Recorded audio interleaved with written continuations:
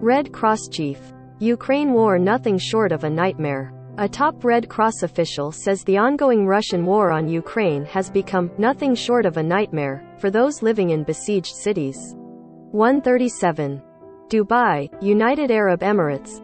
The ongoing Russian war on Ukraine has become nothing short of a nightmare for those living in besieged cities, a top Red Cross official said Monday, calling for safe passage out for civilians and humanitarian aid to be allowed through the front lines. Robert Mardini, the Director General of the International Committee of the Red Cross, also called the war catastrophic for civilians affected by the fighting as people run out of drinking water, food, medical supplies and fuel for heating, particularly in the surrounded Ukrainian city of Mariupol.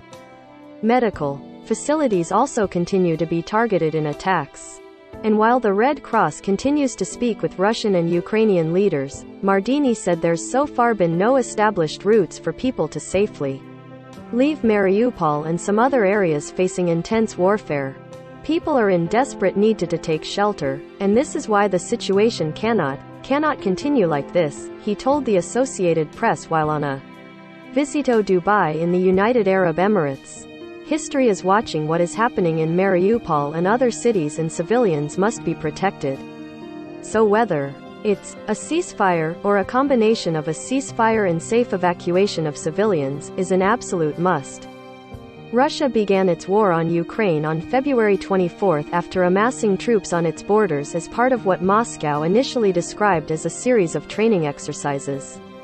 In the time since, Russian forces have attacked cities, military bases and even the biggest nuclear power plant in Europe while apparently trying to dislodge Kyiv's democratic government, which has seen an outpouring of military aid and support, though not direct military intervention, from the West.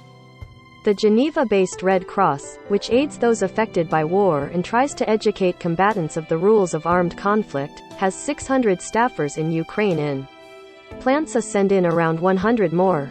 Some Red Cross vehicles have been damaged by shrapnel or hit by fire, though its staffers don't believe it has been directly targeted, Mardini said. However, he acknowledged the dire situation faced by medical facilities in the country. There have been at least 31 attacks on medical facilities and ambulances in the war, killing at least 12 people and wounding 34 others, according to the World Health Organization. This is a tragedy of armed conflict happening in densely populated areas and where explosive weapons with large radius are used, Mardini said. And we've seen neighborhoods that have been damaged, flattened, and some hospitals have been shelled, which, of course, is unacceptable because hospitals are protected by international humanitarian law. Associated Press journalists have seen a Russian strike on a maternity hospital in Mariupol, a port city home to some 430,000 on the Azov Sea. Fighting has been particularly intense in Mariupol as Russian forces seek to create a land bridge from Russia to Russian-annexed Crimea.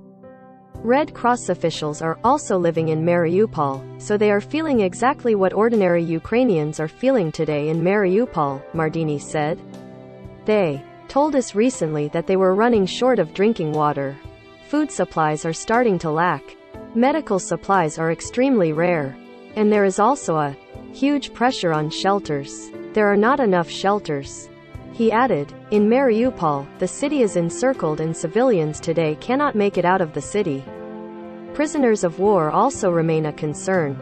Asked about social media videos that circulated of alleged Russian conscripts surrendering to Ukrainian forces, Mardini said, detainees should not be exposed to public curiosity. Mardini, however, repeatedly declined to discuss the types of weaponry used or describe in detail the discussions he's had with Russian and Ukrainian officials.